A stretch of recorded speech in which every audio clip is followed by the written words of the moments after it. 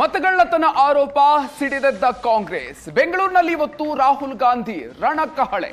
ರಾಹುಲ್ ಗಾಂಧಿ ನೇತೃತ್ವದಲ್ಲಿ ಕಾಂಗ್ರೆಸ್ ಇವತ್ತು ಪ್ರತಿಭಟನೆಯನ್ನು ಹಮ್ಮಿಕೊಂಡಿದೆ. ಫ್ರೀಡಂ ಪಾರ್ಕ್ನಲ್ಲಿ ಕಾಂಗ್ರೆಸ್ ಕಲಿಗಳಿಂದ ಧರಣಿ ನಡೆಯಲಿದೆ.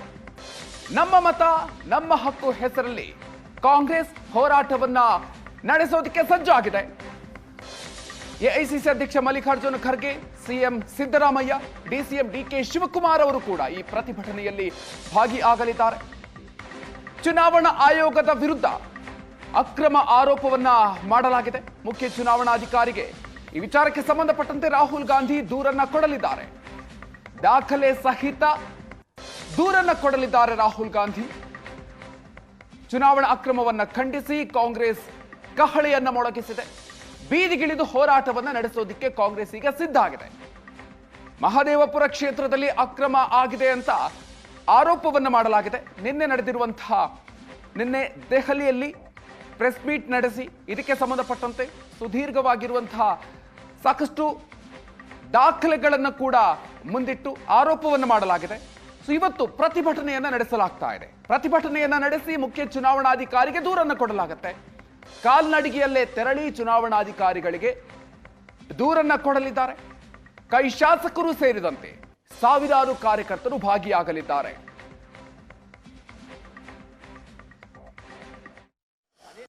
ಚುನಾವಣಾ ಆಯೋಗದ ವಿರುದ್ಧ ರಾಹುಲ್ ಗಾಂಧಿ ನಡೆಸ್ತಾ ಇರುವಂತಹ ಮತಗಳ್ಳತನದ ಆರೋಪದ ಬೆನ್ನಲ್ಲೇ ಇವತ್ತು ಬೆಂಗಳೂರಿನ ಫ್ರೀಡಂ ಪಾರ್ಕ್ನಲ್ಲಿ ಬೃಹತ್ ಪ್ರತಿಭಟನೆ ನಡೀತಾ ಇದೆ. ಪ್ರತಿಭಟನೆಗೆ ಈಗಾಗಲೇ ವೇದಿಕೆಗಳು ಕೂಡ ಸಿದ್ಧವಾಗಿದೆ.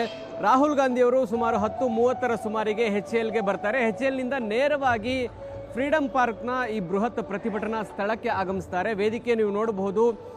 ನಮ್ಮ ಮತ ನಮ್ಮ ಹಕ್ಕು ನಮ್ಮ ಹೋರಾಟ, ಈ ಘೋಷವಾಕ್ಯದ ಜೊತೆಗೆ ಈ ಹೋರಾಟ ನಡೀತಾ ಇದೆ. ಜೊತೆಗೆ ಕರ್ನಾಟಕದಿಂದಲೇ ಈ ಸಾರ್ವಜನಿಕ ಪ್ರತಿಭಟನೆಗಳು, ಬೃಹತ್ ಪ್ರತಿಭಟನೆಗಳು ಕೂಡ ಆರಂಭ ಆಗ್ತಾ ಇದೆ. ಕೇವಲ ಕರ್ನಾಟಕ ಮಾತ್ರವಲ್ಲ, ಬೇರೆ ಬೇರೆ ರಾಜ್ಯಗಳಲ್ಲೂ ಕೂಡ ಇಂಥದ್ದೊಂದು ಹೋರಾಟಕ್ಕೆ ಕಾಂಗ್ರೆಸ್ ಮುನ್ನುಡಿಯನ್ನು ಬರೀತಾ ಇದೆ. ನಿನ್ನೆ ರಾಹುಲ್ ಗಾಂಧಿ ಸುದ್ದಿಗೋಷ್ಠಿ ನಡೆಸಿ ಒಂದಷ್ಟು ದಾಖಲೆಗಳನ್ನು ಬಿಡುಗಡೆಗೊಳಿಸಿದ್ರು. ಅದರಲ್ಲಿ ಕರ್ನಾಟಕದ ಮಹದೇವಪುರ ಕ್ಷೇತ್ರದಲ್ಲಿ ಆದಂತಹ ವೋಟರ್ ಥೆಫ್ಟ್ ಅಂದರೆ ಮತಗಳ್ಳತನ ಹೇಗೆ ನಡೆದಿದೆ ಅನ್ನುವಂಥ ವಿವರಣೆಗಳನ್ನು ಕೂಡ ಕೊಡ್ತಾ ಇದ್ರು. ಬೃಹತ್ ವೇದಿಕೆಯಲ್ಲಿ ಎಐಸಿಸಿಯ ನಾಯಕರು, ಕರ್ನಾಟಕದ ಸಚಿವರು ಮಾತ್ರ ಅವಕಾಶವನ್ನು ಕೊಡಲಾಗಿದೆ. ಇನ್ನುಳಿದಂತೆ ಸುಮಾರು ಒಂದು 10ರಿಂದ 15 ಸಾವಿರ ಜನ ಸೇರಬಹುದಾದಂತಹ ಒಂದು ದೊಡ್ಡ ಹಾಲ್ ಇದು. ಫ್ರೀಡಂ ಪಾರ್ಕ್ನ ಪಾರ್ಕಿಂಗ್ ಸ್ಥಳ ಏನಿದೆ ಅದರ ಮೇಲ್ಭಾಗದಲ್ಲಿ ಹೊಸದಾಗಿ ನಿರ್ಮಾಣ ಆಗಿರ್ತಕ್ಕಂಥ ಸ್ಥಳ ಇದು. ಪ್ರತಿಭಟನೆಗಾಗಿಯೇ ಇರುವಂತಹ ಸ್ಥಳ. ಇಲ್ಲಿ ಗಮನಿಸಬಹುದು, ಸಂಪೂರ್ಣವಾಗಿ ಚೇರ್ಗಳನ್ನು ಹಾಕಿ ವ್ಯವಸ್ಥೆ ಮಾಡಲಾಗಿದೆ. ಅಂತಿಮ ಹಂತದ ಎಲ್ಲ ಸಿದ್ಧತೆಗಳು ಮುಗಿದಿದೆ. ಹೆಚ್ಚಿನ ಭದ್ರತೆಗಾಗಿ ಸುಮಾರು 5ರಿಂದ 6 ಸಾವಿರ ಜನರನ್ನ ಇಲ್ಲಿ ಭದ್ರತೆಗಾಗಿ ನಿಯೋಜನೆ ಮಾಡಲಾಗಿದೆ. 1ರಿಂದ 3 ಗಂಟೆಯ ಒಳಗೆ ಚುನಾವಣಾ ಆಯೋಗಕ್ಕೂ ಕೂಡ ರಾಹುಲ್ ಗಾಂಧಿ ಅವರು ತೆರಳುತ್ತಾರೆ. ರಾಹುಲ್ ಗಾಂಧಿ ಬೈ ವಾಕ್ ಹೋಗ್ತಾರಾ ಅಥವಾ ತೆರೆದ ವಾಹನದಲ್ಲಿ ಚುನಾವಣಾ ಆಯೋಗಕ್ಕೆ ಹೋಗಿ ಮನವಿ ಕೊಡ್ತಾರಾ, ಇದರ ಬಗ್ಗೆ ಇನ್ನೂ ಕ್ಲಾರಿಟಿ ಸಿಗ್ತಾ ಇಲ್ಲ. ಒಟ್ಟಿನಲ್ಲಿ ಚುನಾವಣಾ ಆಯೋಗಕ್ಕೆ ಸಮಯ ಕೂಡ ನಿಗದಿಯಾಗಿದೆ. 1ರಿಂದ 3 ಗಂಟೆಯ ಒಳಗೆ ರಾಹುಲ್ ಗಾಂಧಿ ಚುನಾವಣಾ ಆಯೋಗಕ್ಕೆ ತೆರಳಿ ಒಂದು ನಿಯೋಗ, ಅದರಲ್ಲಿ ಮುಖ್ಯಮಂತ್ರಿಗಳಿರ್ತಾರೆ, ಎಐಸಿಸಿ ಅಧ್ಯಕ್ಷರಾಗಿರುವಂಥ Mallikarjuna Kharge, KC Venugopal, Surjewala, DCM DK Shivakumar, ಹೀಗೆ ಹಲವು ಗಣ್ಯರ ನಿಯೋಗ ಚುನಾವಣಾ ಆಯೋಗಕ್ಕೆ ಮನವಿ ಸಲ್ಲಿಸ್ತಾರೆ. ಈಗ ಇರುವಂಥ ಕುತೂಹಲ, ಚುನಾವಣಾ ಆಯೋಗಕ್ಕೆ ದೂರನ್ನ ದಾಖಲೆ ಸಹಿತ ಕೊಡ್ತಾರಾ ಅಥವಾ ಕೇವಲ ಮನವಿ ಸಲ್ಲಿಸ್ತಾರಾ?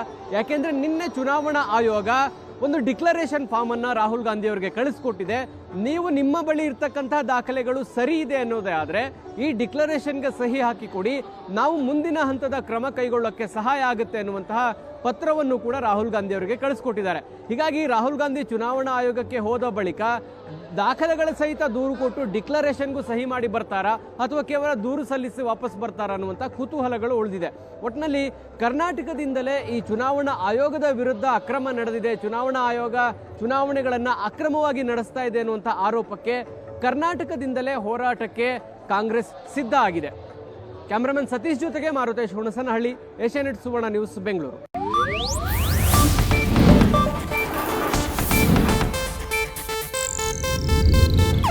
ಇದು ಏಷ್ಯಾನೆಟ್ ನ್ಯೂಸ್ ನೆಟ್ವರ್ಕ್ ಪ್ರಸ್ತುತಿ.